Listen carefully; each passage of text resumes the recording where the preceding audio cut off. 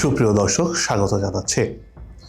Iran মার্কিন উত্তেজনা, হুমকি পাল্টা হুমকি, আর বৈশ্বিক রাজনীতির অস্থির দাবার চাল, সব মিলিয়ে এক টালমাটাল পরিস্থিতি। ইরানের জলসীমায় উত্তেজনার পারদ চড়িয়ে মধ্যপ্রাচ্যে যে আগুনের খেলা শুরু করেছিল যুক্তরাষ্ট্র, তা এখন বুমেরাং হয়ে খোদ হোয়াইট হাউসকেই পোড়াচ্ছে। ইরানের প্রতিরোধের মুখে যখন পিছু হটতে হচ্ছে মার্কিন রণতরীকে, তখন খোদ নিজের দেশেই চাপে দিশেহারা ডোনাল্ড ট্রাম্প নিজের বাহিনীর প্রধানদের একের পর এক বরখাস্ত, কি তবে পরাজয়ের আগাম সংকেত? বারবার হুমকি ধামকি দিয়েও কেন ইরানকে দমানো যাচ্ছে না? প্রশ্ন উঠছে, তবে কি মিস্টার ট্রাম্পের দাপুটে দিনের সূর্য ডুবতে শুরু করেছে? বিস্তারিত নিয়ে চলুন আলোচনা করা যাক।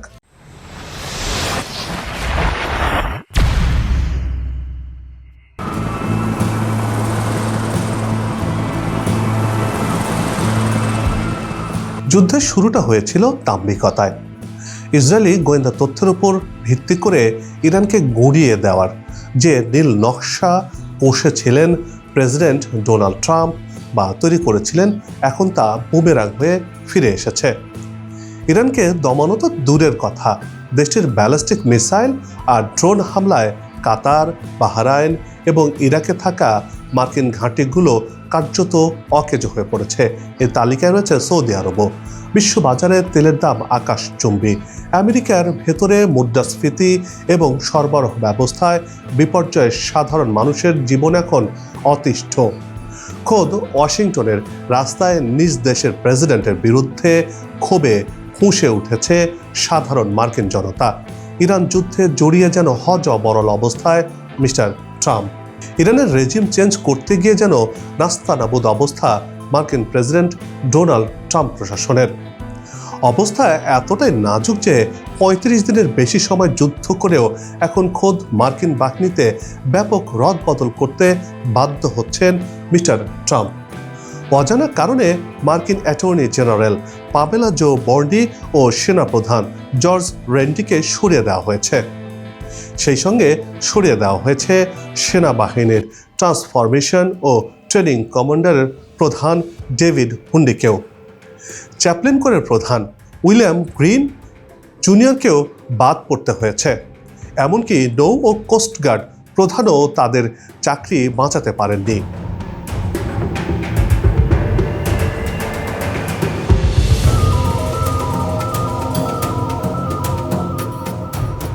একটি দেশের প্রধান কখন তার বাহিনীর প্রধানকে সরিয়ে দিতে বাধ্য হন, সে প্রশ্ন কিন্তু সহজ।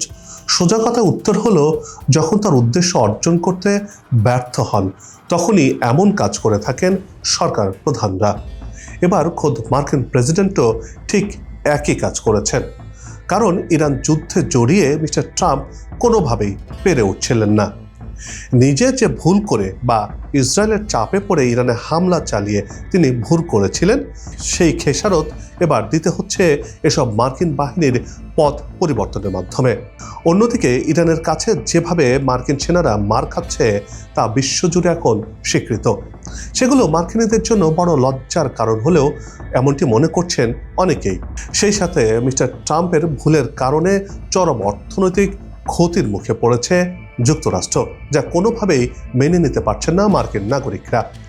যুক্তরাষ্ট্রের উচ্চ পদস্থ এসব সামরিক কর্মকর্তাদের তালিকা নিয়ে ইরানের দক্ষিণ আফ্রিকা দূতাবাস তাদের অফিসিয়াল এক্স হ্যান্ডেল থেকে একটি কলজ প্রকাশ করেছে, যেখানে বেশ কয়েকজন কর্মকর্তার ছবির উপর লাল ক্রস চিহ্ন দেয়া রয়েছে।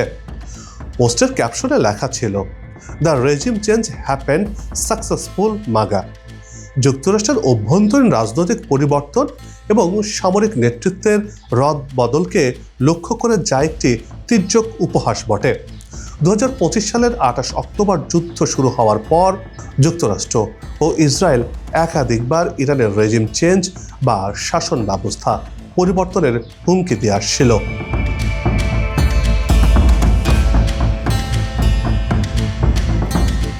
ইরান এই পোস্টের মাধ্যমে পাল্টা বার্তা দিল। তাদের শাসন ব্যবস্থা পরিবর্তনের স্বপ্ন দেখা যুক্তরাষ্ট্রের নিজের প্রশাসনের মধ্যেই পরিবর্তনের হাওয়া বইছে। একদিকে প্রেসিডেন্ট ডোনাল্ড ট্রাম্পের একটি বার্তা আবারও ঘোলাটে করে তুলেছে সার্বিক পরিস্থিতিকে।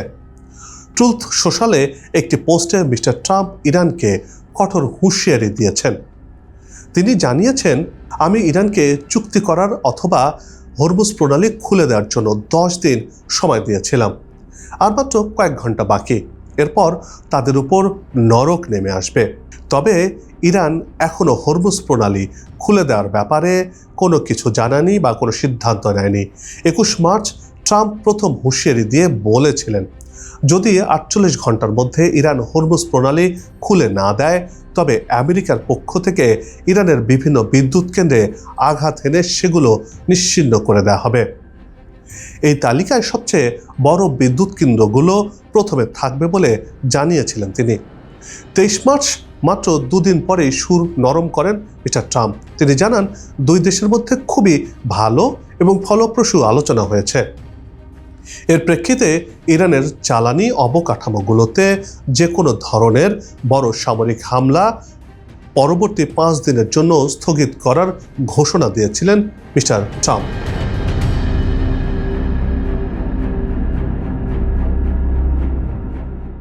সাতাশ মার্চ ট্রাম্প পুনরায় ঘোষণা করেন, ইরান সরকারের অনুরোধের প্রেক্ষিতে তিনি দেশটির জ্বালানি কেন্দ্রগুলোতে হামলা চালানো থেকে আরও 10 দিন স্থগিত করেছিলেন, অর্থাৎ 10 দিন স্থগিত রেখেছিলেন তিনি। এই নতুন ঘোষণা অনুযায়ী হামলার চূড়ান্ত সময়সীমা দাঁড়ায় 6 এপ্রিল। বারবার আলটিমেটাম পরিবর্তন করা মিস্টার ট্রাম্পের এক ধরনের রণকৌশল হতে পারে বলে মনে করা হচ্ছে, যার মাধ্যমে ইরানকে আলোচনার টেবিলে আনতে চাপ প্রয়োগ করছেন তিনি। তবে 48 ঘন্টার এই নতুন সময়সীমা পার হওয়ার পরও মধ্যপ্রাচ্যের যুদ্ধ কোন দিকে মোড় নেয় তা নিয়ে কাজ করছে নানা উদ্বেগ। মার্কিন যুক্তরাষ্ট্রের প্রেসিডেন্ট ডোনাল্ড ট্রাম্প ইরানকে একের পর এক হুমকি দিয়েই যাচ্ছেন। সর্বশেষ হুমকিতে মিস্টার ট্রাম্প বলেছেন, 7 এপ্রিল মঙ্গলবার পর্যন্ত তাঁর দেয়া সময়সীমা শেষ হওয়ার আগে যদি তেহরান ওয়াশিংটনের সঙ্গে কোনো শান্তি চুক্তিতে পৌঁছাতে না পারে তবে তিনি পুরো ইরানকে উড়িয়ে দেবেন।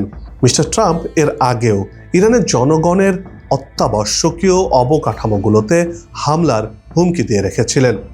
রাজনৈতিক বিশ্লেষকরা মনে করছেন, যদি মিস্টার ট্রাম্প তার এই হুমকি বাস্তবায়ন করেন তবে তা যুদ্ধ অপরাধ হিসেবে গণ্য হতে পারে।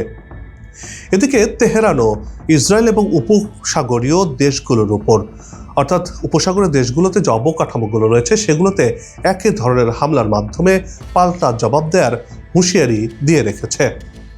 29 মার্চ নিজেদের সামাজিক যোগাযোগ মাধ্যম প্ল্যাটফর্ম ট্রুথ সোশ্যালে মিস্টার ট্রাম্প লিখেছিলেন, 7 এপ্রিল হবে ইরানের পাওয়ার প্ল্যান্ট দিবস এবং ব্রিজ দিবস, সব একই সঙ্গে ধ্বংস হয়ে যাবে এই দিনে। এমনটা আগে কখনো হয়নি। প্রণালী খুলে দাও, তোমরা উন্মাদ শয়তানের দল, না হলে তোমরা নরকে বসবে, নরকে যাবে, শুধু দেখে যাও। মার্কিন প্রেসিডেন্ট এমন হুমকি দিয়েছিলেন। মার্কিন সংবাদ মাধ্যমগুলোতে দেওয়া ধারাবাহিক সাক্ষাৎকারে মিস্টার ট্রাম্প বলেছেন, আগামী 48 ঘন্টার মধ্যে ইরানের সঙ্গে কোনো শান্তি চুক্তি না হলে আমরা পুরো দেশ উড়িয়ে দিতে যাচ্ছি।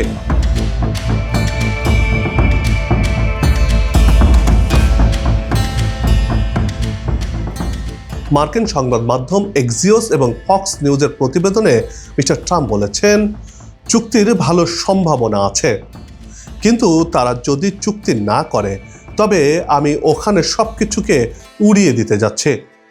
প্রেসিডেন্ট দাবি করেন, ইরান একবার ধ্বংস হয়ে গেছে, প্রতিটি দিন আরও একটি খারাপ হবে আগামীতে। এবিসি নিউজকে তিনি বলেছেন, প্রতিদিন তাদের আরও বেশি সেতু তৈরি করতে হবে, আরও বেশি বিদ্যুৎ কেন্দ্র এবং আরও সব কিছু অবকাঠামো তৈরি করতে হবে। এমন ভয়াবহ আঘাত সহ্য করতে চলেছে এর আগে কখনো কেউ ভাবেনি, কেউ দেখেনি।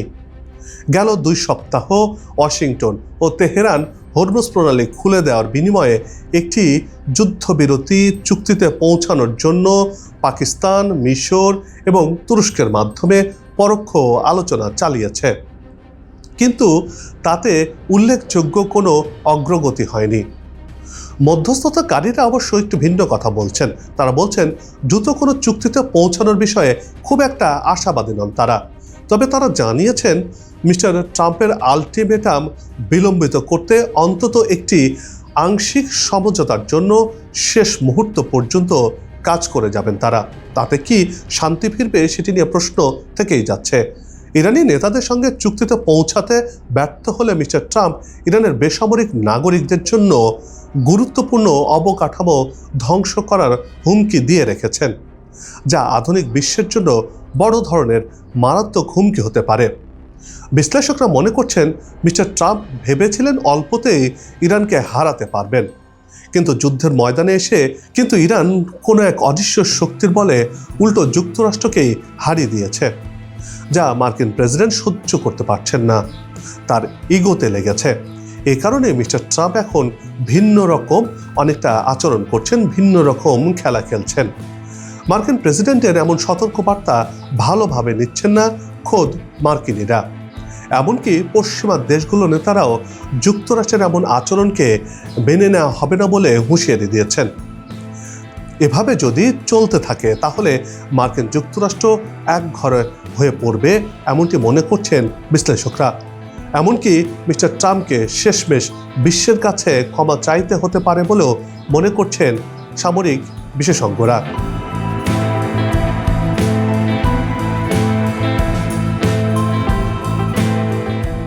দর্শক, এই উত্তপ্ত পরিস্থিতির প্রতিটি মুহূর্তের খবরের ওপর আমাদের নজর রয়েছে।